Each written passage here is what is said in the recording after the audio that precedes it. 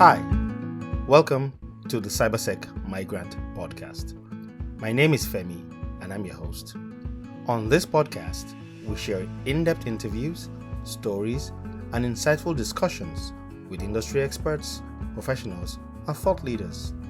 We review industry trends, offer career guidance, share success stories, and reveal tips to help you thrive in cybersecurity, whether you're new to the profession or a seasoned veteran. Thank you for tuning in and welcome to this episode of the Migrant. Okay, so welcome today, Evgeniy. It's a great pleasure to have you here. I know it took a while to set this up, but eventually we're here. Yay! Talking about all things. It's better late than Yes, never. better late than never. I totally agree.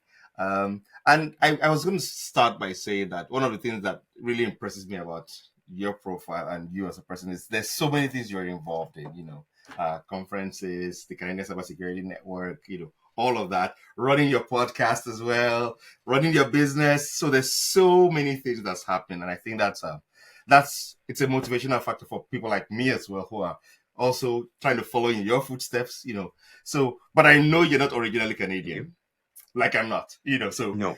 Tell us your story. Wow, you just put me like in the deep water right away, start from there. So, Evgeny, I originally from a country that doesn't exist anymore, the former Soviet Union, but Ukraine. I moved from Kiev, Ukraine in 1990s with my family. It was still USSR. We moved to Israel. My father decided it's a better future. I am Jewish. So, but I didn't really know why we moving to Israel. I was quite a little boy. I moved to Israel, did my school there.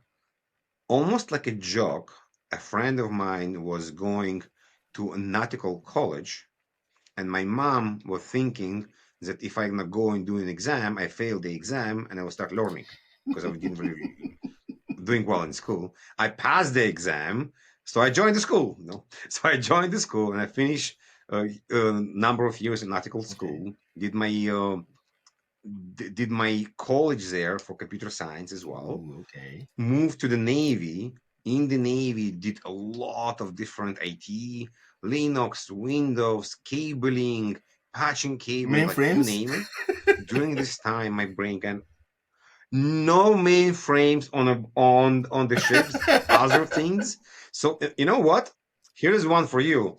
What was the typical size of diskettes we have the 5-inch, the Yeah, 7-inch, 5-inch, 8-inch, 1.44, 3.5, 3.5. yeah. Yeah, there was 3.5, yeah. Yes. So we had 8-inch Wow. diskettes in army. It was like this What was the humongous. capacity? And so we How many MB? Like 2 MB? I don't remember. Yeah, but I do remember there was a couple of systems that basically was 97, 1979. So basically my age, the same systems. So we were in charge to fixing all the systems. And I had the kind of an interesting part to also move from these ancient systems to LAN, networking, Linux, modern switching from serial connection RS-232 to RG45 was the beginning of understanding how stuff worked. But during this time, I had no idea what cybersecurity meant, honestly. Like I knew the IP, so I graduated, left Navy, and I had the opportunity to join Checkpoint. Ooh, okay. Checkpoint, one of the, I don't know if it's the biggest right now, One of but the probably biggest, one of the more established companies in the world that have been around for a very, very long time. And I still remember the interview, and my managers are still there, we're still buddies, told me that one of the things that kind of made him hire me in the end, because we were riding in the elevator, and the elevator had these options to press the floor and unpress the floor. So I was very curious to understand why it's working. He's like, I like this curiosity in you because your job is QA. Your job is going tinker with the firewalls to understand what's working. And I needed someone that's gonna be curious, someone that's gonna not just follow the book, but will come up with their own test grounds. So I actually tested one of the first UTM devices that even existed because Palo was not there, Cisco was not still there. Checkpoint came out with the idea of UTM. before a bit So of when was this? How Fortinet. long ago is And my this job was to again? understand. Mind us, how long ago? We're talking about Oh, that's a 2005. long time. So UTM has 2005. been around for a long time. That's the point I'm getting at. Yes. Yeah. Yes. Yes. So I needed to learn how HTTP work, how HTTPS working, how SMTP working, POP3, and many other protocols, and able to think and understand the firewall actually proceeding this correctly. You probably remember when you download something big, it will tell you, "Thank you for downloading. Please be patient. We're scanning this file." Yeah. So this is like all the messages I needed to understand. Does it need to scan everything? Can we allow the file? What if there's a malware in the file? It was very, very interesting. So I moved to Canada in 2006 because my sister was Okay. here. I came to visit my sister because I wanted to meet my niece, and I was very excited to spend time with my niece. And I was able to find a job here. Okay. I was lucky in a way because we found a company called Horjoy Group. They were looking for checkpoint engineers. Uh, I called them, connected with the Israeli dude. So there was already connections. soft skills Connections. connection. Yes. Like, hey, come over. I had no suit. I had nothing to wear that's supposed to wear for the interview. My brother-in-law, like, hey, just grab mine. He's like, dude, you're like 2 sizes bigger than me. Like, what do you mean? So I came with the jeans and a blue t-shirt says open-minded. Nice And one. during the Nice interview, one. they asked me what kind of person you are. I like open mind. This was the end of the interview. Good to go. I had my technical interview.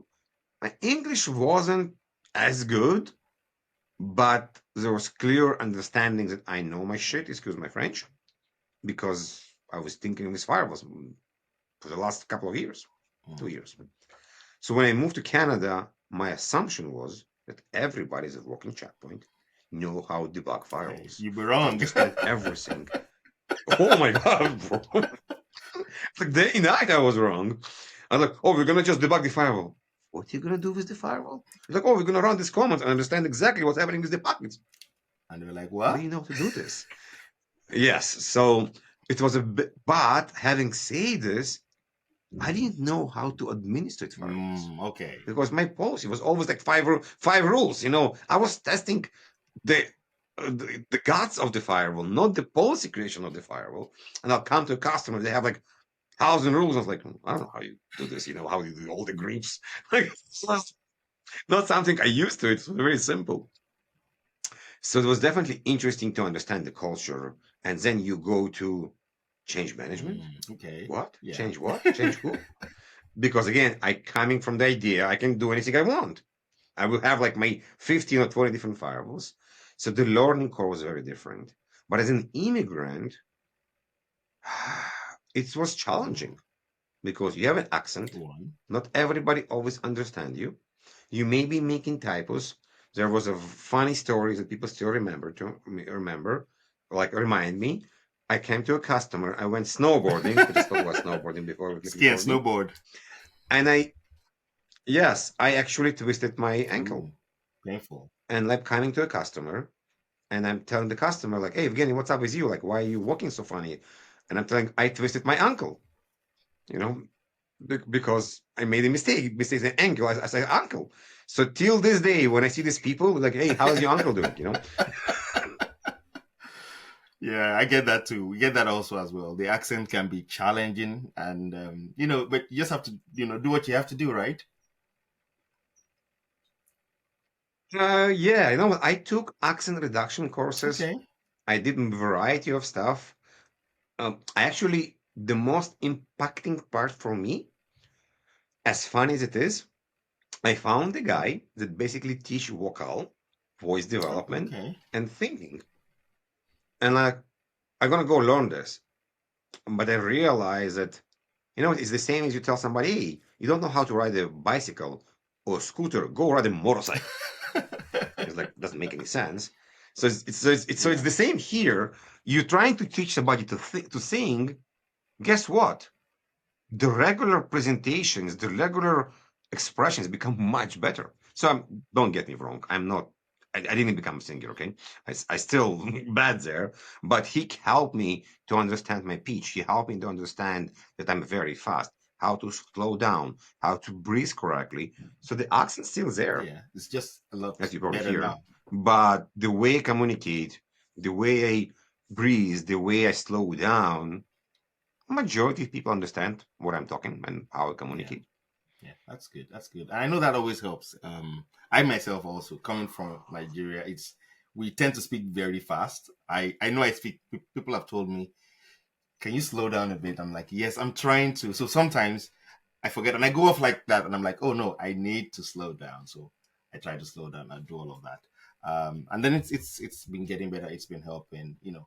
But one of the things I wanted to bring out there was like I remember when you said you went into that interview and you had only blue jeans and t-shirt that said open mind. You know, how did because I see that as being, you know, not just showing that you were willing to do it, but also that's a mindset change as well. You know, that okay, well, it's a new country, everything is new, but I'm going to keep an open mind. I'm going to learn as much as I can to go in. So, how would you say, you know, that requirement sort of remap your brain, if you will, played into getting you to where you are today? No, it's definitely adapting. It's definitely understands that I'm. Okay, I'll tell you a story. You're gonna laugh. So I got hired. I moved. I coming to work, and I realized that I came in jeans. I didn't understood that everybody has a dress code. Not suit, but I need to have a dress pants and a dress shirt. But Friday was a casual day. When I came to my interview, it was a casual day. Everybody wore in jeans. So I got lucky there. So I'm coming home to my sister in shock, like, uh, not dressed correctly. So I got like, hey, dude, it's not how you dressed. Okay. We're going to Winners, we're going to different stores, we're You're going and shopping. start buying shopping. Great. I'm coming to work, and after a week, Robert Horjovic, actually, funny enough, the boss, called me like, Evgeny, come here. I'm like, what? I'm grateful that you have a dress t-shirt, a dress pants, and a dress shoes. Guess what? White socks, not really matching what you have right now.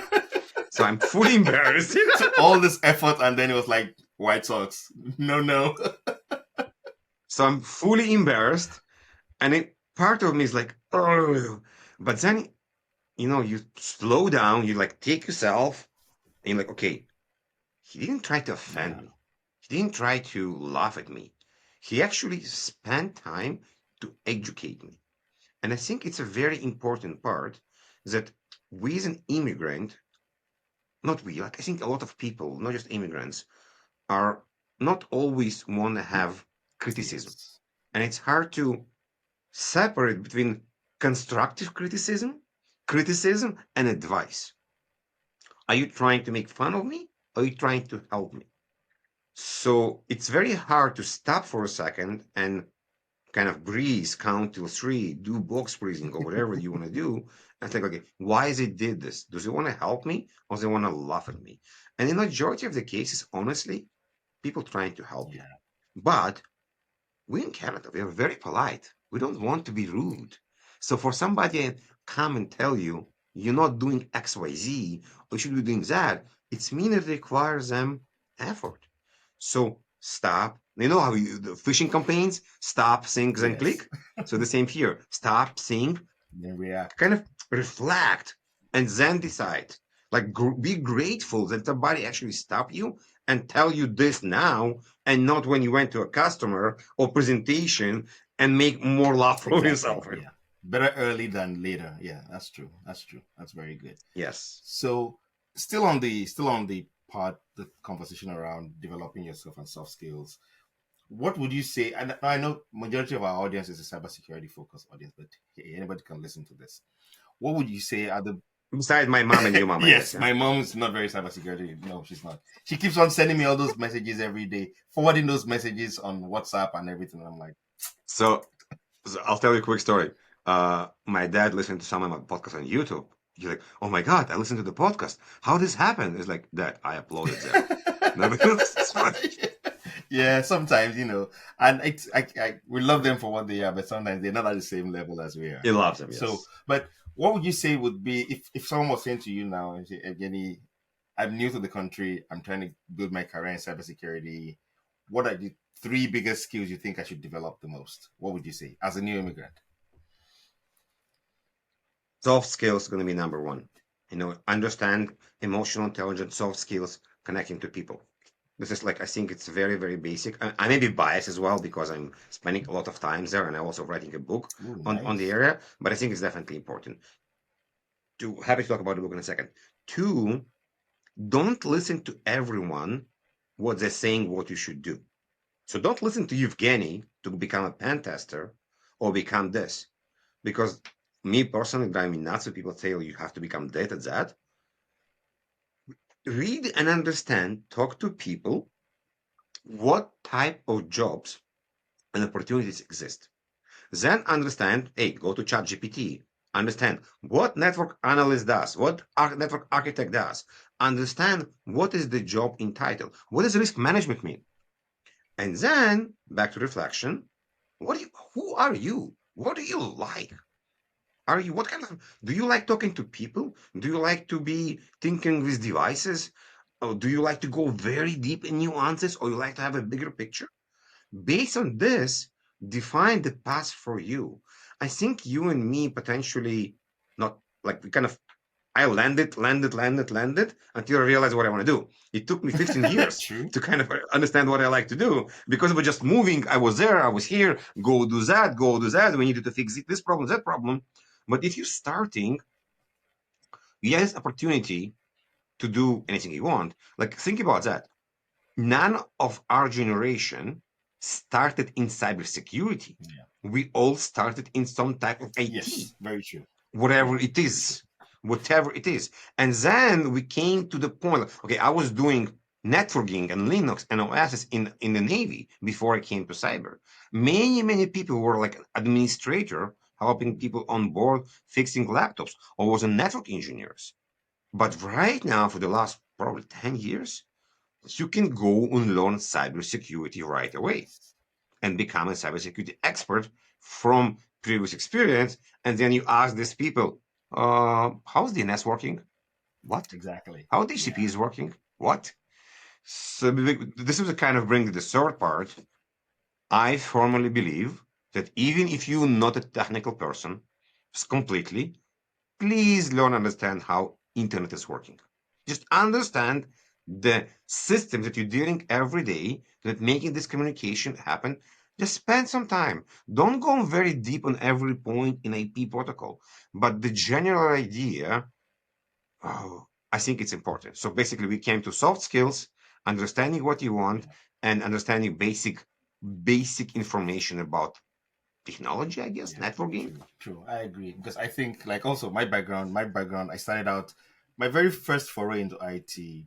What 2005, I think it was database administration, and then I went and did some networking, and then that was just after the web boom started, and then everybody was all about Dreamweaver and building websites. So I did a lot of that, and then I did networking, like Dreamweaver, right? You remember Dreamweaver?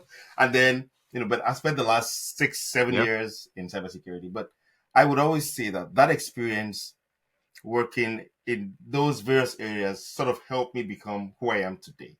Because now, yeah, I'm talking to you about, I'm talking about policies or we're talking about frameworks. I can understand why certain things have to happen a certain way because I understand what's happening if I don't do it that way. But coming into which I think it's in a way it's a detriment to doing cybersecurity from the get-go because you don't understand the nuances of these other areas of cybersecurity. So very true, very good idea. Um, So I'm gonna ask you a question that I hope gonna help someone because you mentioned frameworks. Framework, you can say it's very easy. You have questions, you asking questions, and you like check in in theory. theory, Okay, I'm yes. I'm simplifying. Yes, but if you understand what does the question mean, and somebody tell you no, we don't have this control, we don't doing this, then you can say, okay, elaborate me. You What doing? are you doing? What if you're doing that? So, as a consulting person, as a professional person, you're not going to fail someone because they don't have this particular naming. You can guide them and help them to, one, understand maybe they're doing it differently. Maybe they don't do it. Then you can actually recommend them to do it in one a different way. So, you help the customer or you now uncover opportunity to upsell a service as part of your own business or your company business. Then I think it's very, very important. Doesn't matter what you do, you need to look for more opportunities to, one, help the customers, two, to sell more. Why not? Yeah, I completely agree. I completely agree because I think that that's many businesses sometimes, and I was having a conversation with someone last week about this. Many businesses sometimes forget that you're in business because of the customer. So, customer is happy, makes you happy. You can't tell the customer what to do or how they should do their business. Find a way to help them do what they want to do better. You don't force them. It was a very A funny neighbor, story being a neighbor. about why we moved from why BlackBerry died. Basically, it was like BlackBerry was the king of of smart devices. They had a QWERTY keyboard, and everybody, I think Nokia brought out a touchscreen, and they were like, nobody wants a touchscreen, everyone wants a keyboard, and they stayed there forever until now they're all history. So you should learn to be adaptable. The other thing I was going to actually talk about. So yes, you have to learn soft skills, learn all those things that are going to help you improve. You have to put yourself out there. Now the last 3 years have been weird. COVID has done a number on all of us because I remember when I moved to Canada, I moved here. I printed my resume, went downtown Vancouver. I think I went to like 20 different agencies and said, hey, this is me. I'm new here. This is what I can do. Now you go to it, and there were people in the offices then. Today, there's no one in the office. Everyone is remote. So, how would you say? So, if someone is new now, because things are a bit different now, I'm trying to find that first opportunity. What would you advise? What's the best way to go about getting that first opportunity? So there's a couple of things, and what I'm saying to people, and people may agree or disagree. Coming back to the interview, if you go to the interview, you're gonna have it right now. If you know, you're gonna have a shoes, dress code. If you're a girl or a guy, depending on the suit you're wearing, but you're gonna spend some money to basically look professional. You maybe have a backpack, you maybe have a case, whatever it is, you're gonna look professional. You're gonna go do a haircut, but basically you don't want to look like a bum from the street. Exactly. What I sometimes see with people that they assume that because right now we are doing virtual, we don't need to have all this. So here's the interesting part. We don't really wear suits right now on the calls. It's look Yeah, ridiculous true. in most of the cases. We have t-shirt, we maybe have shorts, we maybe change something. But I believe we change a bit what we need to do. So I firmly believe you can go and spend time to have some light that you're going to be look okay. It's dark right now here, but I have lighting around me to make sure I'm not look like a vampire. We can put money and get a camera. We can put money and have a microphone. I have a green screen behind me, but in this case it's actually covered. But we can put money in our appearance, even so it's digital Yeah. appearance or like appearance over this. So like it doesn't mean you have a green screen, but you have a nice wall, you have a picture, you can have something else behind you, but you want to look not like you're coming out of the cave and nobody can see you. You want to understand, okay, I have a light on right on top of me, and my skin color is different, for example. Then if this light, nobody can see me. Like, don't come with the hat, nobody can see your eyes. Yeah. People sometimes come and I talk to them, but you can barely see their eyes because of the lighting or because of whatever it is. So spend some time and understand how people can gonna look you. Like I know, for example, I have a window over there, and it's around 3 or 4 p.m. If I don't block the window, it's gonna shine on my face like this. Nobody can see me. So Yeah. and it happened to me for the first time. I was on a panel and I had it to me because I was not thinking about this first. So this is one part. Create an environment where people are going to talk to you and they gonna feel you there. Also, think about the screens and think about how people are gonna look you. Are you gonna look inside the camera or are you gonna look on a screen on the side and you're gonna see half of your face? All these things are matter as well. Now, unfortunately, with the amount of screens we have, with the TikToks and the attention span, Yeah. you need to make sure the other person care about you. Yes. You need to engage. You need to prepare. You need to do your homework. Everything is on LinkedIn. So go on the LinkedIn, understand who you're talking to, understand who's they talking to, who's they have, get some information, be prepared. Kind of the part of soft skills is being rapport, building rapport. So you can understand, okay, which college they learn to. Now, don't be like a stocky person that you will come and you know everything about Yeah, them, and they're like, who are you, dude? But have a conversation, also be engaging with them. And I think one important part, you kind of need to spread your shoulders and you need to formally believe they not just hiring you, you're deciding to go work yeah. there. Like The confidence it's level not needs to be like high. they doing you a favor. Yes, they're not doing you a favor to hiring you. You're also deciding this. So like desperate people, you can feel the Yes, you can smell it a desperation. mile away. So yes, it's hard. Yes, it's hard. It's maybe faking until you make it. Go do push-ups before that, like whatever this, pump Yeah, yourself and yeah, smile. Pretend you're going on a date, and you're scared, but you're still showing up, exactly and right. you're smiling and you doing what you're doing. So this is important. You need to show this image, even so it's scary, even so it's hard, and it's completely like, but I'm was so desperate to find this interview, and now you want me to do something else completely.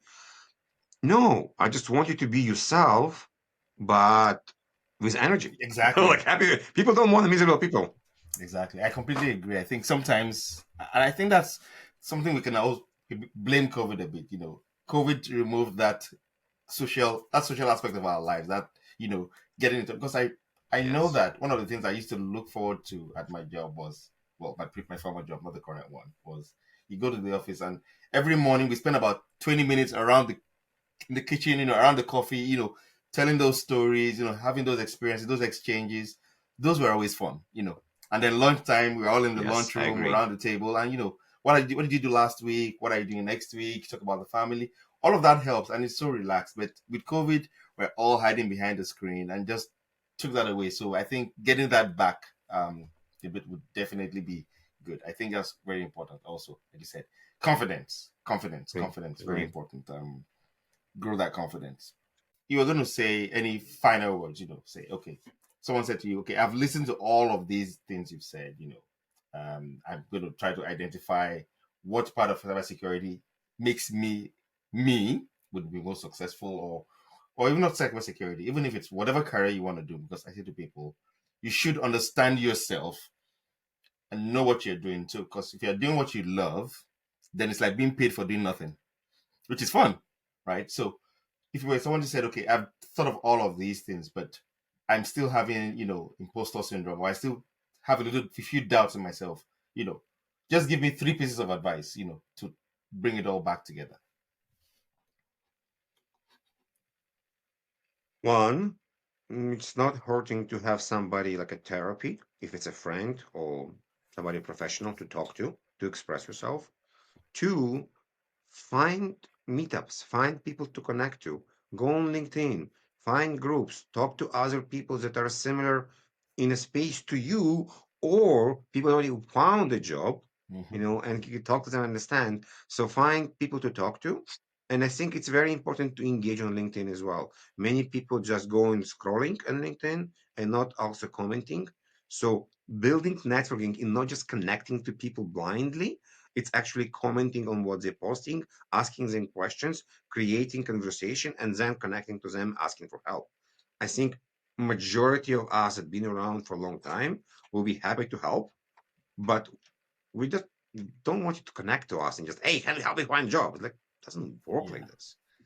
Comment on my post, tell me about yourself, tell me what you did so far, tell me what you're looking for, not just blindly ask, I need a job, can you help me? It doesn't mean Yeah. anything.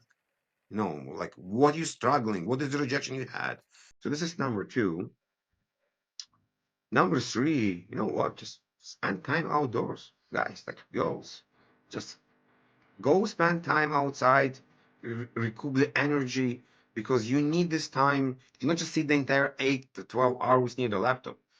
It's not always the time, It's the quality of the time you spend there. So go outside, have fresh air, spend time with the kids, with the family, with your spouse, go play some sport, come back more energized. Do it again. Exactly. I think that's sound advice. You can't go wrong with any of those pieces of advice. Go outdoors. It's always it's fantastic outdoors. In fact, I think after this, I'm going outdoors to go find something to do. Maybe a walk around the lake close to my house. It's getting a bit dark, but hey, I'll put on my flashlight and be great. But thank you so much, Evgeny. It was good to have this conversation. I really enjoyed this time. And I'm sure the others found useful as well. Maybe I'm gonna get you on sometime later, maybe after skiing and snowboard, then we can come back and if there's any new developments, because I would like to pick your brains on some new things that are Mhm. happening. Zero trust is becoming very big. There's ChatGPT and generative AI. There's so many things happening. In fact, I was gonna ask you, but maybe for a future episode the whole Game of Thrones that happened at OpenAI a few weeks ago. What do you think? You know what? For me, the lesson was just wait. Just don't go with everything. Wait a couple of days. Don't panic because it just feels nothing just happening. And it was for me mind blowing how many people spend their valuable time to comment on LinkedIn and other networks about what happened. And then It's just nothing like, happened. just wait a couple of days. Yes, wait a couple of days and somebody will tell you what's happening. I guess if it was like, okay, we found a 0 day attack here, here, and here. Okay, now we're talking about maybe we need to understand because we need to know what happened. But there was too much drama. And I think if you calculate the amount of hours people spend to cover the drama, you can probably buy a Ferrari. I completely agree. I completely agree. So, but let's leave it there. Thank you so much, Evgeny, for coming on today. Really appreciate it. It's been nice. And until next time, hopefully we'll have you here again and have another conversation. Maybe you'll come to the conference and we'll do one face to face. It'll be Possibly, more yes. fun. I think I have Toronto on my list to travel to sometime soon, so I should go there. Sounds good Leave to the me. rain in Vancouver behind. But yes. Yes. Until Yes. next time, this has been Femi, and thank you very much. Yeah. Thank you very much.